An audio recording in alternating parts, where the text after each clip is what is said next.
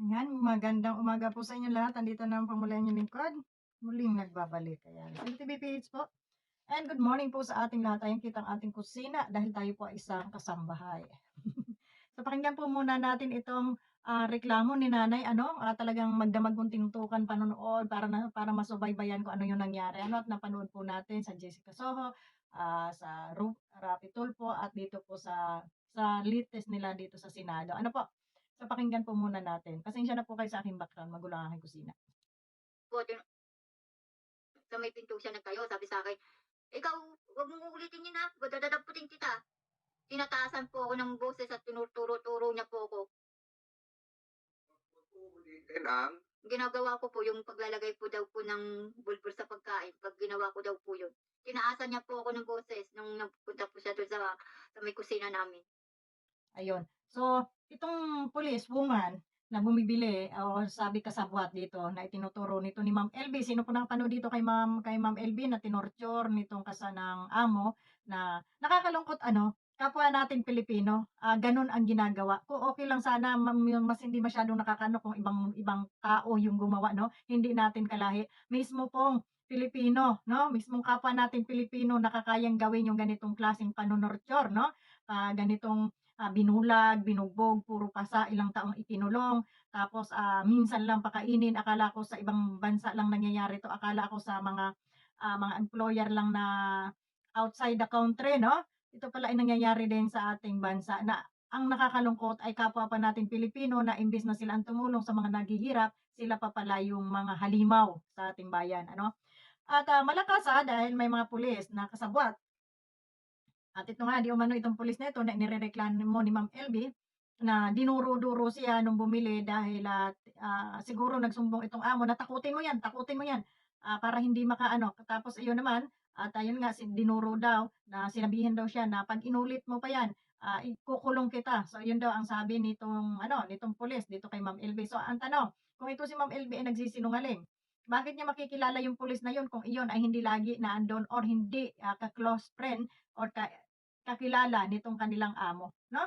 So 'yan po, 'no? 'Yan may races sa'yo. Sana po yung mga pulis na ganito ay so ayun, dapat po dito sa babaeng ito, dapat po dito sa mga abusadong pulis na ito ay talaga pong bigyan ng parusa, imbes na sila ang tumulong.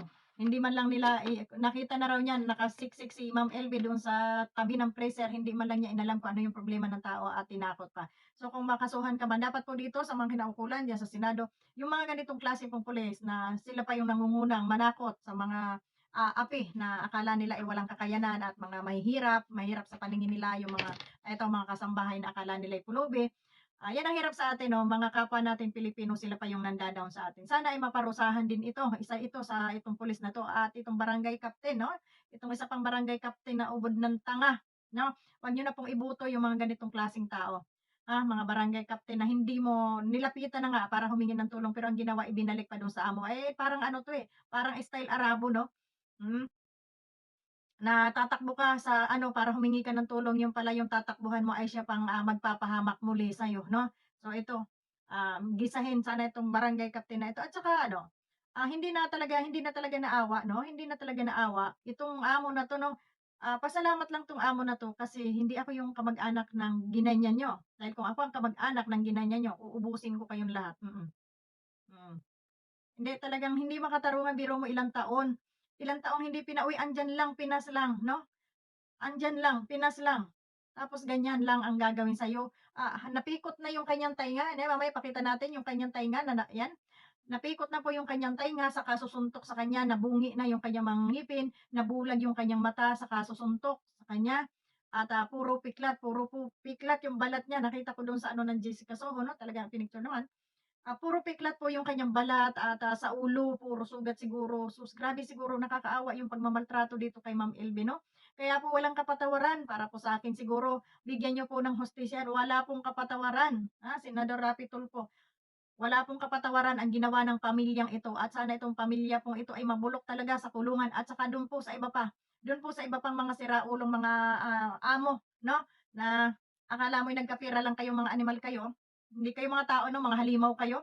Nagkapera lang kayo, ay kung makapang-api kayo ng kapwa niyo, ay wagas 'no.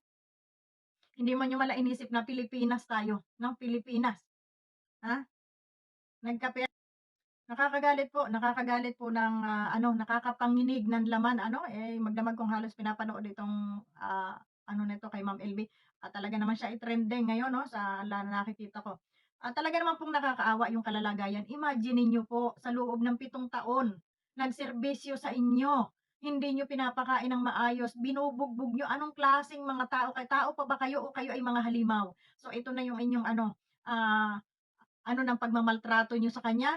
Nawa po sa mga kinauukulan diyan, hoy, do'n sa mga diyan, huwag niyo na bigyan ng mercy itong pamilyang ito 'no. No mercy dito sa pamilya na 'to. Kailangang makulong, magbayad at, niya yung 7 taon na walang sahod, makulong sila ng habang buhay, walang labas-labas, walang piyansa dito sa kanilang ginawa nilang ito dahil talaga namang ikinulong nila yung tao, binugbog, minaltrato, binulag, halos pinatay na nila. Bakit nagawa niyo yung ganitong klaseng pagmamaltrato sa kapwa niyo? Kayo ba ay mga adik? Mga adik siguro 'tong pamilya na 'to 'no, kaya Senador Rapi Tulfo, wag niyo na pong pakawalan yung na 'yan, inyo pong ikulong iyan. Mm, ikulong ninyo ng walang labas-labas, ng maparusahan, ng hindi nila magamit yung pera nila dahil ang masaklap sa atin 'pag may pera ka, absuelto ka kaagad 'no, walang hustisya. Ang batas lang sa atin para lang sa mga mahihirap. Dahil sa karamihan mahihirap lang naman talaga ang nakukulong, yung walang kakayanang magbayad ng attorney, walang na magbayad ng abogado. Kaya sana po dito sa kasong ito tutukan ninyo, makulong ang dapat makulong, managot ang dapat managot. Unang-una itong barangay captain na pulpol. Oy, ikaw na barangay captain ka, ang kapal pa ng mukha mo na tatakbo ka pa ngayong eleksyon? Animal ka. Hmm. Isa pa itong policewoman na ito, kasi imposible na ituro siya dito kung hindi siya kilala, 'no? Kung hindi siya kilala at bakit andun pa lang guilty na siya, eh. Dun sa pangalan pa lang yung inilagay doon at hindi naman nakalagay doon ang buong apelyido, sinalunan niya kaagad. So, ibig sabihin, kilala niya yung pamilya, guilty siya, ginawa niya yon. Kaya isa pa rin sana po, 'wag lang ilipat-lipat yung mga ganitong klaseng pulis dahil mga abusado lang 'to, eh. Dapat dito tinatanggalan na kaagad ng tsapa at tinatanggalan ng trabaho, 'no?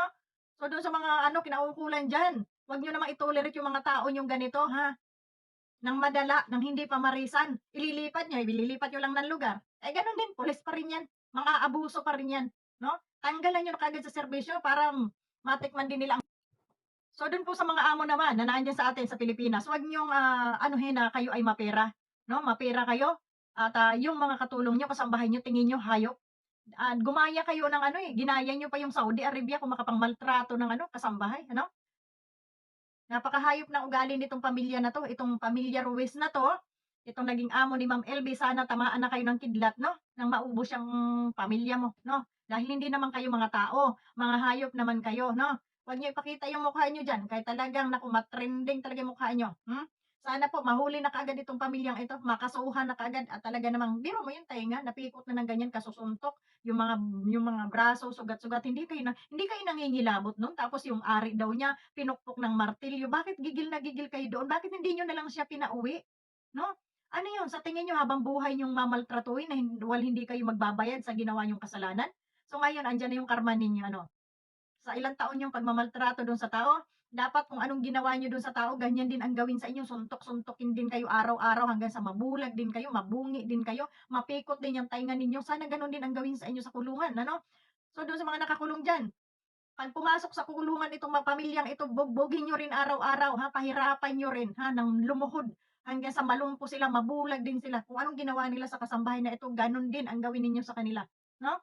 Nakakagigil po, dapat po gano'n din ang ginagawa, 'no? Para po magtanda, dapat kung anong ginawa mo sa kapwa mo, gano'n din dapat ang parusa, 'no? Sana may gano'ng batas. Kung anong gawin mo sa kapwa mo, gano'n din sana ang parusang ipataw sa kanila. Kung binugbog mo 'yan, bugbugin ka rin araw-araw hanggang sa himatayin ka diyan sa sakit, 'no? So 'yun lang. At, eto tutukan po natin ito, talagang hindi po maganda at, talagang do'n po sa ibang mga kasambahay diyan, sa mga kasambahay na kayo ay alam niyong kayo ay sinaktan, once pa lang na sinaktan na kayo, tumawag na kayo kaagad sa inyong pamilya na magpasaklolo kayo. Na kayo ay kunin, 'di 'yan. Humanap kayo ng paraan, huwag kayong matakot, huwag kayong tatanga-tanga at maghintay na lang kung kailan kayo patayin, Gumawa kayo ng paraan. Pilipinas ito, marami kayong puwedeng gawing paraan para makahingi kayo ng tulong, 'no? Kung kayo man ay papasok na isang kasambahay at hindi niyo alam, magdala kayo ng maliit niyo lang cellphone, huwag niyo ipakita diyan sa amo niyo, itago niyo. In case of emergency na may mga ganyan, lagi niyo lang i-silent, makakatawag kayo kaagad bago kayo pumasok maging kasambahay, kunin niyo muna ang ano Do'n po sa mga papasok na kasambahay ano, wag po kayong kumpiyansa. Bago kayo umalis sa inyong lugar, kumuha muna kayo ng number ng pamilya ninyo, mga kaibigan ninyo at, mga barangay o kung saan pa mang kinaukulan, pulis. Ilagay niyo 'yan, i-record niyo diyan sa cellphone ninyo, i-silent niyo lang. In case na do'n sa pinuntahan ninyo, eh, ganyan ang mangyayari, itago niyo lang yung cellphone niyo, kahit maliit lang yung mumurahin lang 'yan, di pa na yan, puwede na 'yan, 'no? Magsumbong kayo kung kayo man ay kinukulong, minamaltrato, magsumbong kaagad kayo, huwag niyong hintayin na mabulagan pa kayo, na pukpukin pa yung ari ninyo, pagsamantalahan pa kayo, iuntog pa kayo, huwag niyo nang hintayin yung gano'ng pagmamaltrato, 'no? Kasi kaya namimihasa yung mga ganyang klaseng amo. Kaya minsan yung sasabihin yung amo pinatay, minasakir, parang, siguro mga masasama ugali kaya gano'n, 'di ba? Hmm. Kagaya nitong mag-asawang ito, hindi na 'to nangilabot 'no, hindi na nangilabot ang pamilya na ito sa tanda nito ni ate, gaganyanin niyo. Nagsilbi yan sa inyo. Bakit gano'n ang ginawa ninyo? Napakahalimaw ng ugali nitong pamilya Ruiz na 'to. Halimaw, hindi kayo tao, mga halimaw kayo kaya dapat lamang kayo maparusahan. So ayun po, tutukan po natin ito at, 'yan, sinusubaybayan po naman natin kasi talaga ako'y naaawa sa ganito 'no. Sana naman, 'wag nang madagdagan yung ganitong klaseng pagmamaltrato diyan sa atin na kapwa rin natin Pilipino ang nananakit sa atin ano.